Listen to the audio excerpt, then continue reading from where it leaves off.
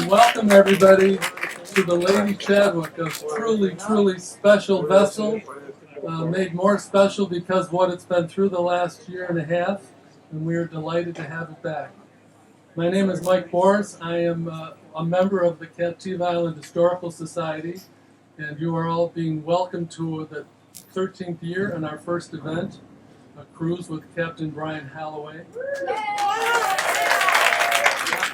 I'm here instead of our president, Tom Livinati, who's still in Connecticut.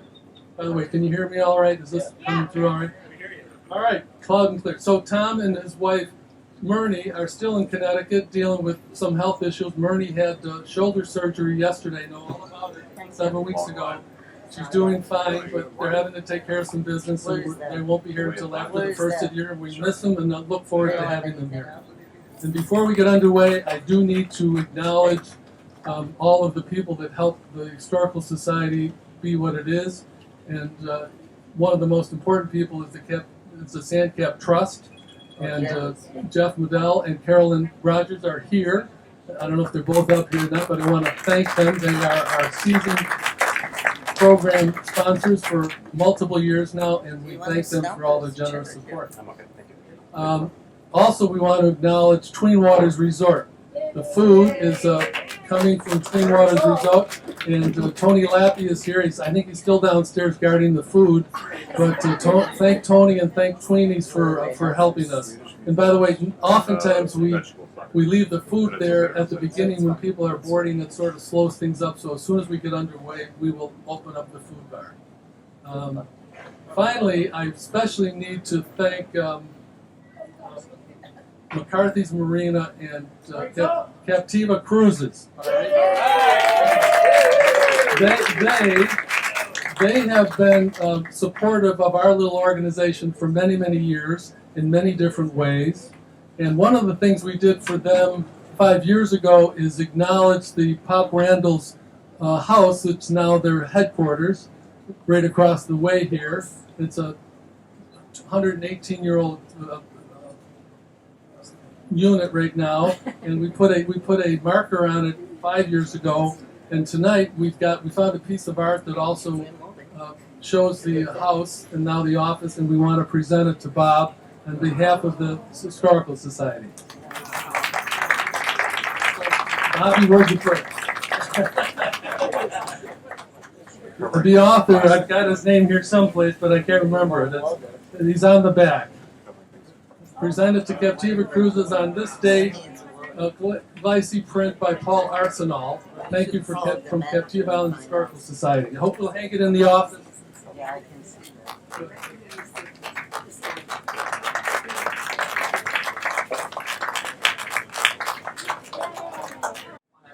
I have one more thing that I wanted to share with you, and it's really sort of near and dear to my heart.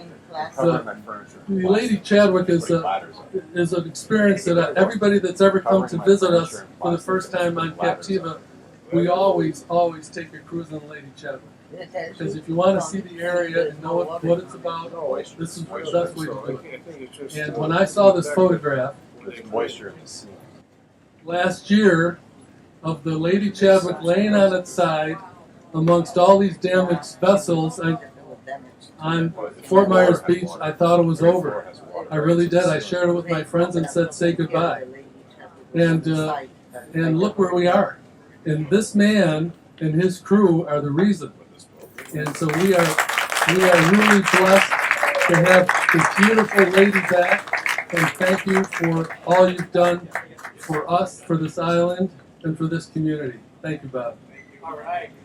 Very nice. And now I'm going to turn it over to Captain Brian Holaway, who will tell you everything you need to know about the area you're looking at, and he'll even have a little bit more to say about what it took to put this vessel together.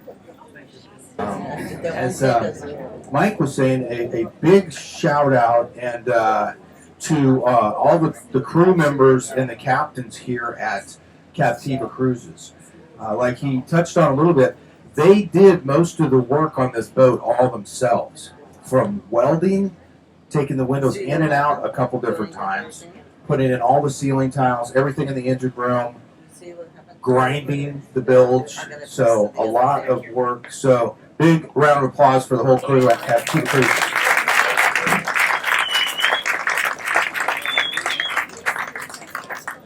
All right, so again, my name's Brian. I'm going to be pointing out some of the things we're looking at as we're making our way out. We're going to go down Roosevelt Channel, point out some of the things we're looking at. We're going to go towards Tween Waters to the south, and then we're going to come back up the channel, make our way out to Redfish Pass, watch the sunset in Redfish Pass. So that's kind of the itinerary. Did you guys see that boat that came by when we were just pushing off the big boat? The Eugene Clark. Anybody familiar with that boat? I can see if Benny is. Eugene Clark is one of the fleet for Moat Marine that's based out of Sarasota. That's one of their bigger vessels. I actually don't know what it's doing, but must be doing some research close by. But the Eugene Clark is named after Eugene Clark, who's a famous shark diver. And years ago, I did a trip, and we took the board of directors over to a little island across the sound over by Pine Island called Dimmery Key. After Hurricane Charlie, Moat Marine had a lab station over by Pineland by the Tarpon Lodge, and it got taken away in Hurricane Charlie. They moved it to the middle part of Pine Island, Dimmery Key. And the board of directors were staying at South Seas, took them over there on a charter, and they were looking around over there. And there was a little lady on board. And we were coming back across, and she asked, "Where was Palmetto Island?" And she asked where Palmetto Island was, and nobody knew where it was. And I kind of waited for everybody to finish, and I was like, yeah, Palmetto Island is about 6 miles north of where we're at. Today it's called Cabbage Key. Eugene Clark was her name that was on the boat, and she had studied up at Cabbage Key back in the early 30s with Charles Breeder. That's actually the origins of Moat Marine. Started on Cabbage Key. They did tarpon research, and then they moved the field station to Cape Hayes. So it's kind of cool to see the Eugene Clark cruise by here in Pine Island Sound. Little Marine history. Okay, let's see what we're looking at here. We're going to be coming up to the Green Flash restaurant here, which was before it was a Green Flash, it was a called Timmy's Nook, and I'm sure a lot of you was in there. Originally built in 1950, Cinderbach by Timmy Wiles. A lot of interesting activities went on there and outside of there in the parking lot. Some people have been, some people have laughed, Well, I got a couple good stories about Timmy's Nook. One of the fishing guides, his name was Butch Cottrell. And, he was a fishing guide on the island for a long time. Anyway, he told me they were all hanging around. This is in the 70s at Timmy's Nook. Here it is, right here, or the Green Flash. They used to have a boat ramp right here, and you could park 20 trailers with your vehicle still hooked up to them over there. That gives an idea how much room is there. Anyway, he told the story of this guy came down from Usepa, and he came down here and said, "I want you guys to come and paint my house, but you have to get it done in one day." And he was going to pay him a pretty good piece of money. And so they agreed, and as my friend Butch tells the story, they took the cap off of a bottle of tequila and headed north to Usepa. Painted the house in one day and made it back. And it's the yellow house. It's the only yellow house on the island. And it's right on the pink path. And he did it when the owner was out of town, Carl Beckstead. And then he let him keep it like that. So that was kind of a funny story. And another good story about Timmy's Nook is this is kind of an interesting fact that one of my friends told me. I don't know if you remember. His name was J.D. Holaway. He was a cook over at the Lazy Flamingo, Lazy One that got taken away in Ian. But he was a cook there probably about 30 years ago, and he said he's going to start a restaurant over on Pine Island. Buy this restaurant, and it was called Waterfront. It was in St. James City, and he ended up buying it. We had a lot of good parties there. Had some bands on barges, and it was a good time. But anyway, I was over at JD's, and it happened to be on the day that Robert Rauschenberg passed away. And I was like, JD, did you hear Rauschenberg passed away? And he's like, yeah. He goes, did you know that Rauschenberg almost bought Timmy's Nook? And JD, he interviewed JD, and JD was going to have the job as the manager. Rauschenberg asked him one question. He said, what would you do different to Timmy's Nook? And JD's reply was, I would put in one air conditioner, window air conditioner. And he got the job. And then something fell through and he didn't get it. But he almost got, that almost happened with that little establishment. Favorite island watering hole. Okay, now we're kind of coming a little bit closer here to Tween Waters, just off the bow of the boat. Got a sailboat down there. You can see it in the marina. It's that one here. A little history on Tween Waters. That one. Of course, it was purchased by the Price family in 1825, and they opened the doors in 1931. And they had 6 little places for people to stay in 1931. And later on, it was called, from the suggestion of J. Norwood Darling, known as Ding Darling, to call it Tween Waters, because it was such a narrow area between the bay and the Gulf. So it's been Tween Waters ever since. So we're getting a good view of that. A lot of history here at Tween Waters. Later it was bought in 1976 by the Rochester Resorts. And then it was later on the National Registry of Historic Places. And one of my, another little story, we're going to go right beside Tween Waters by the boat ramp. There's a little building. It used to be called the Canoe Club. Anybody remember the Canoe Club? Yeah, Canoe Club. Had a few beverages there over the years. This is one of those times we were down here. This is probably mid-90s. There wasn't as many people around, and they would have a scavenger hunt. Anybody in those scavenger hunts? Remember those? One year there was a scavenger hunt, so you'd get little teams. This is like pre-cell phones, so you get little teams. We meet at the Canoe Club, and I remember one year this was the list of things on the scavenger hunt. It was the longest cantaloupe rind, a South Sea stapler, a screen door, a velvet Elvis painting, which was in Jensen's at that time, and the big ticket item was Robert Rauschenberg. So he got a real kick out of that. But that was just there's a Canoe Club right there.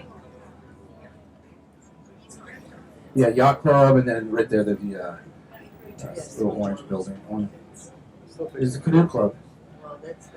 So if we look off the other direction over here, we've got another island that's actually coming back to some of the greenery and seeing. This is called Buck Key. Buck Key is just about 148 acres. It is 1.5 miles long, and Buck Key has a really interesting topography. It has 3 areas over here. It's got some higher ground, some old Native American ground, and it's 3 areas on the island that are over 10 feet. And it goes all the way down to Roosevelt Channel. And Buck Key was actually a barrier island at one time. It was actually connected to Captiva. And it was connected to Captiva, and it connected right off the stern of the boat as we're making our turn. That's a big sand flat over there. But back in there, it was at one time connected, so this was a barrier island, Buck Key. And it dates back to 450 A.D. And 200 years later, in 600 A.D., you had the Native Americans, the Calusas, that were here. And you could see some of their, there's some of their mounds that are left on the island. And the University of Gainesville did some archaeology work there in the 90s and discovered a lot of burial mounds over here on Buck Key. So you have some early Native American history on Buck Key. Later you have some of the early settlers that settled here, and they actually farmed. They had coconuts, they had different fruits. Over here, citrus on the island, kind of towards the south end. And in 1897 on the island, the Ormsby family that farmed down there at that end, they actually had a school, and it was one of the first schools in this area on Buck Key. Kids would come from Captiva and then Wolford over on Sanibel, and they'd come over to school at Buck Key. So that was all towards the kind of the southern end of the island on Buck Key. And another really interesting thing on Buck Key that I've always enjoyed is the diversity of plant life. Because of those little pockets, those little hammocks, those higher areas of ground, you get some really unique, plant life. So for the southern end of Pine Island Sound, down here to the south, this is probably one of the most unique plant islands. You see similar stuff on Cabbage Key because of its height. But the really cool thing with one of the plants on this island is they have, have you heard of Grand Champion trees? Grand Champion trees started in the 1940s by the American Forest Survey, and or studies, and in each state you could say, I've got a big elm tree. Okay, well, how big is it? So they measure it. So they measure the biggest tree of each species in each state, and they're called Grand Champion trees. It's really cool. In 1975, they started doing that in Florida, marking different ones. And a big person that supported that and did a lot of that was the late Dick Workman. And one of those trees is over in Buck Key. It's a Jamaican dogwood, and it's 52 feet high. And Lee County has 10 Grand Champion trees. Florida leads the United States. It has 120 in Florida. One of the other really cool ones is a Geiger tree. Lee County has the biggest Geiger tree. Yeah, which is, you might think down in the Keys, Key West. It's on private property. So when you go through the listings, question was, where is it? Where's the Geiger tree?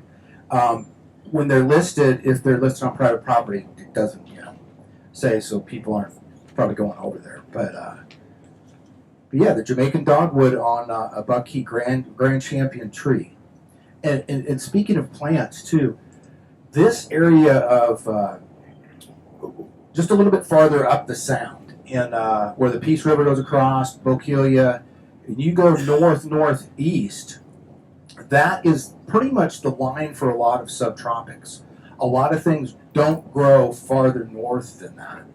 So a lot of your different plant trees won't grow, Tampa or anywhere like that. So you kind of have this is the north end. And one of those actually, those plants is called the Joe Wood, speaking of the Keys.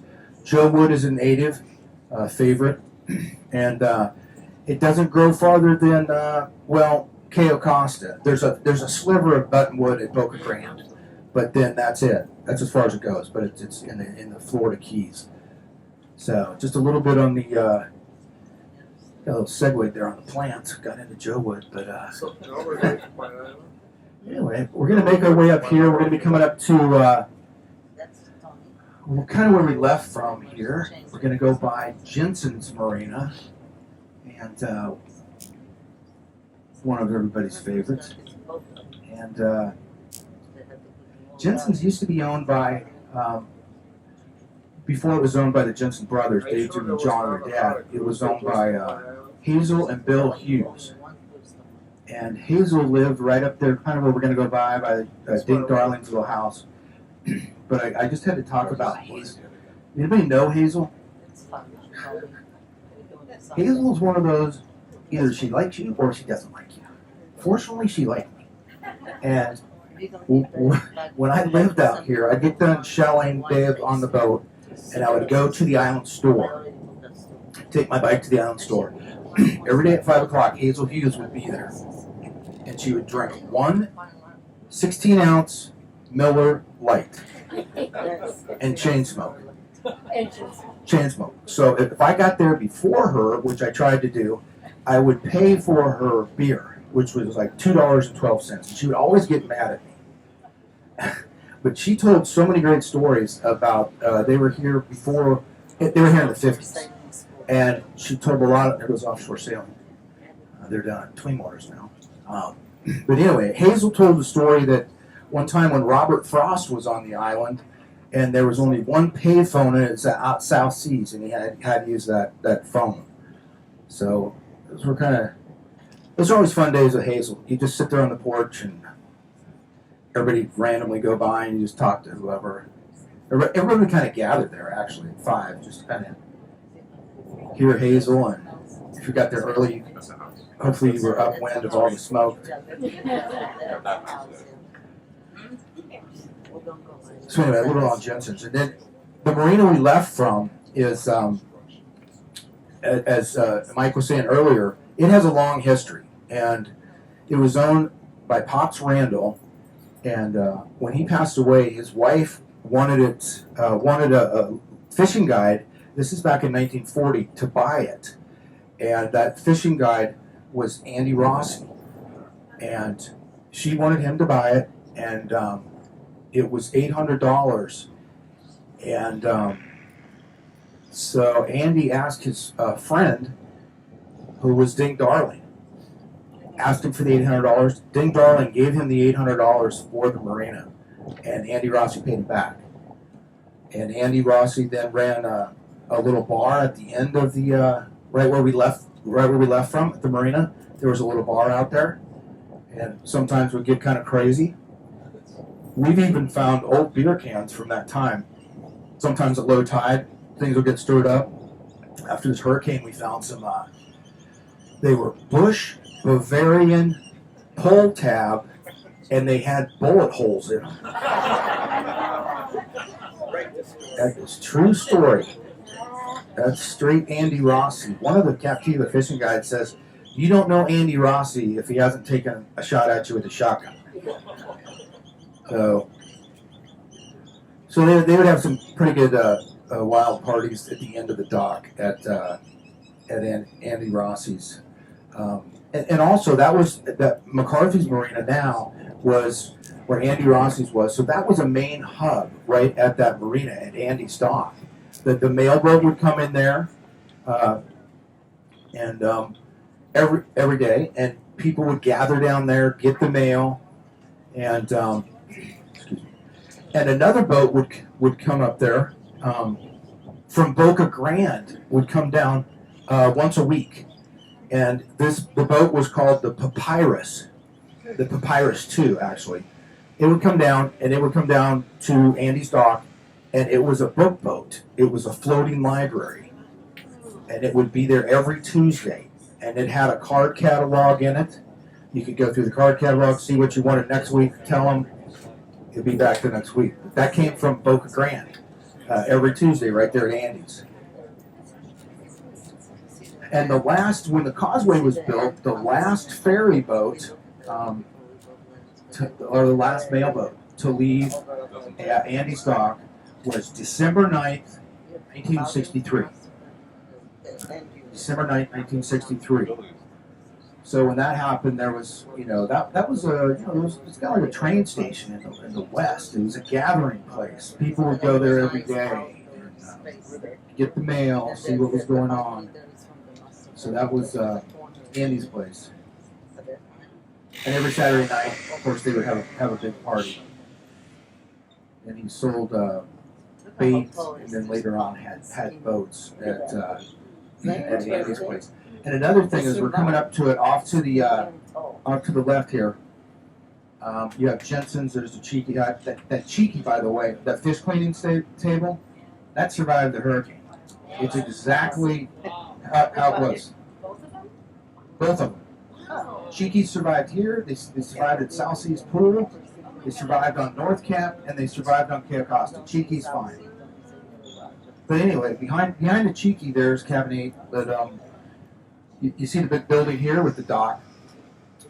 Even back in the 90s, and when Andy had it, the marina went all the way to Jensen's. There was little cottages there that Andy would rent out, and there was a lot of cabbage palms in that area. There was a big buttonwood tree just to the side of where these coconuts were, and there was a little dock that came out, and there was a lot of room there. So the marina went from Jensen's all the way over to this taller house on the other side of the dock. So that was a big space. So yeah, Andy's dock. Brian. Yes. Question. When did Paul? I'm not gonna.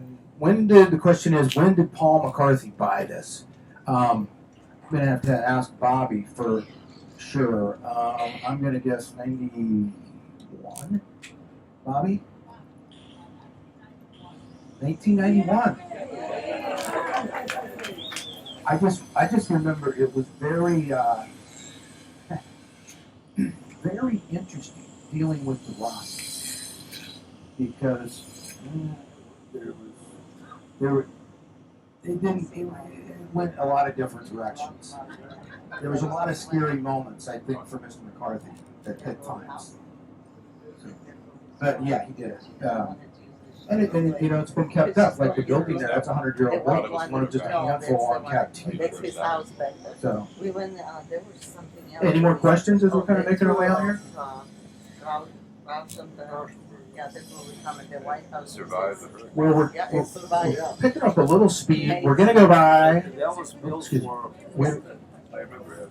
Also, I saw somebody bring some food up. You guys want to? Yep, there's some appetizers, so you guys can move around and go downstairs. Just going to point out one quick thing, and then I'll take a little bit of a break. But we're going to be going by. I always like to point out the little house over the water here, Ding Darling's house, built back in 1941. And Ding Darling. Yep, it's about 11 o'clock off our bow. We're going to get a little bit better view here in just a second. But he had that built, did a lot of his cartooning. He was a political cartoonist, syndicated, and had started the Duck Stamp. And he was very, he helped, was part of the original saving of a lot of the lands on Sanibel. And then it's been carried on through Sanibel Captiva Conservation Foundation. So a lot of the early pioneer work was because of Ding Darling. You owe a lot to J. Noel Darling for that. That goes back to the 1930s. So it's the house here. If you're looking forward towards the bow, it's the little white house on stilts over the water. Yeah, the question was, how did the Ding Darling house do during the hurricane? It actually lost the roof, and it took a little bit to get the roof back on, and then that roof came off as well. We put it on there, and it lost the chimney because it had a little fireplace on the very south end. On the north end, there's a bedroom with knotty pine. The middle part opens up. It has a breezeway, and then there's a little living room, and then the very south end of that is the little kitchen. But when Ding Darling had it, you can see the dock going out there. He had a section of the dock that he could actually lift up if he didn't want any visitors. It had like a little piece of it he just pulled right up. He had a drawbridge. Yeah, he had a drawbridge to keep away from population 50 on Captiva. Okay, all right, guys, gonna take a quick break. See you in a little bit. Captain Brian, thank you very much. Nice job. He's going to take a little break, and we're all going to take a break, but we have a lot of food downstairs. We kept you from it when you got on board, so please take advantage of Tween Water's generosity. And while you do that, we have a birthday today, all right? There's somebody that has a birthday. I'm not sure I know who it. Oh, there he is. He's Sam Ankerson. Stand up. Happy birthday. You guys want to sing happy birthday to Sam? Okay, here we go. Laura, you start. Happy birthday to you. Happy birthday to you. Happy birthday, dear Sam. Happy birthday to you. Go get some food. Thank you.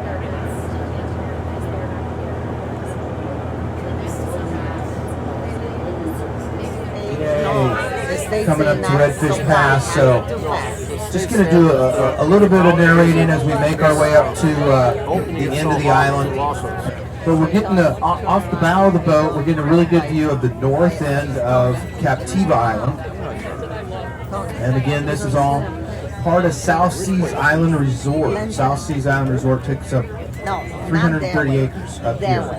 And go through a little the history up here, because there's some fascinating history. If you go back to the early settlers on the island, one of the first settlers was William Binder in the late 1800s, and one of the second settlers was the Carter family. And the Carter family, he had George Washington Carter had 8 kids, and he homesteaded here in 1898. Imagine that. 160 acres is what he had, and he farmed that. They farmed a lot of.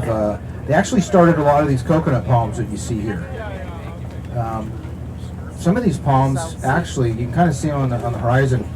South Seas recently moved 268 of these coconut palms over to another location on the property, and then distributed them in different spots where the old golf course was.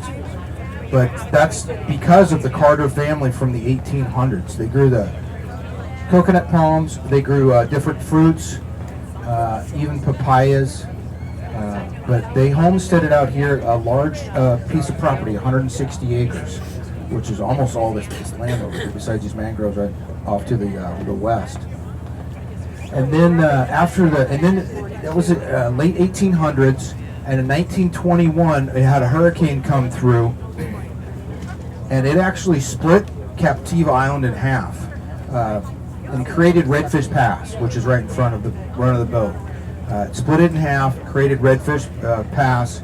Originally it was called Mickles Pass, after the Mickles family that actually farmed out there as well. But it split that in half, and they had about 9 feet of water over the island, and it wreaked havoc with a lot of the farmland. So the Carter family ended up selling to Clarence Chadwick in 1923. And the Carter family, by the way, they are buried in the Captiva cemetery. So the Carter family goes back a long ways, and they're kind of don't get mentioned a lot. And there's some of the Carter family. I know some of the great grandsons. They're still around. They live over in Iona and South Fort Myers.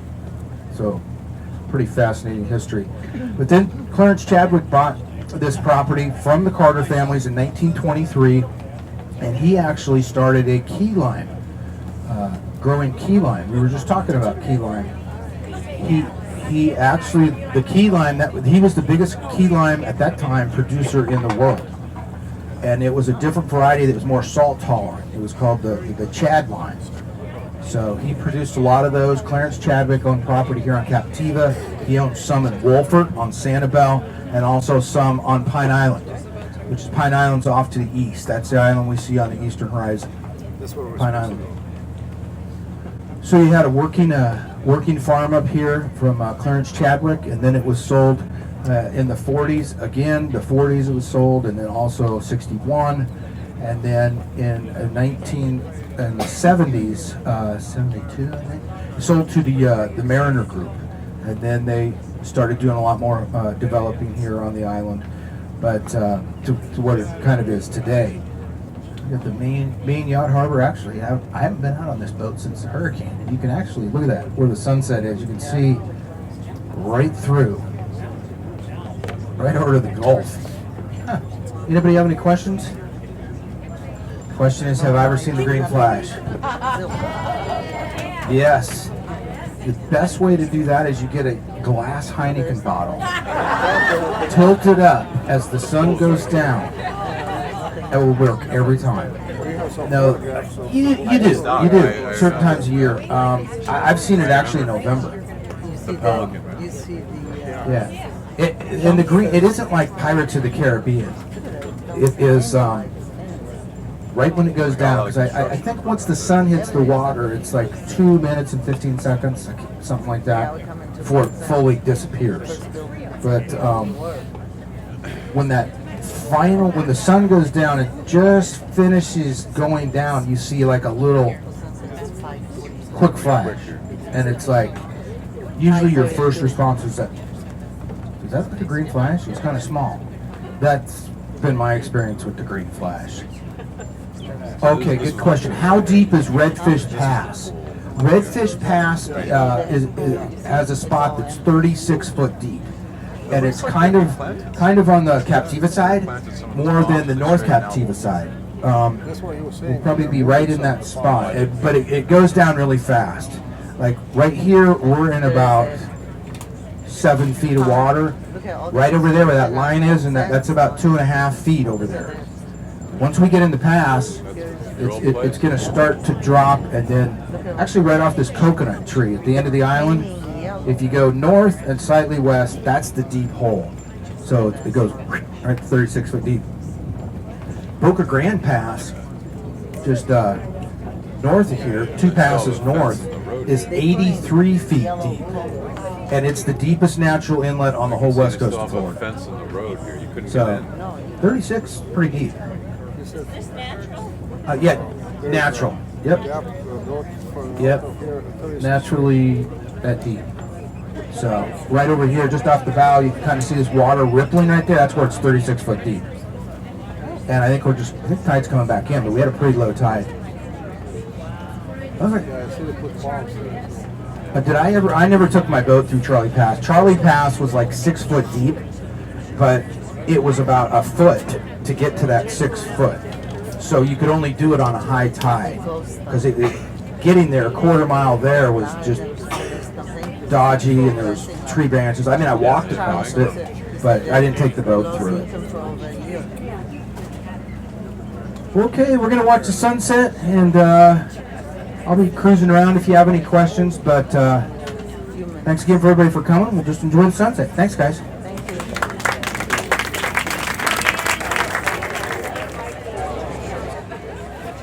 It's too bad.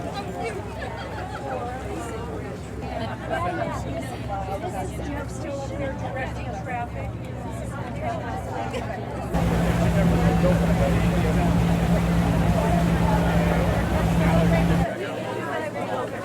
Thank you all for coming. Thank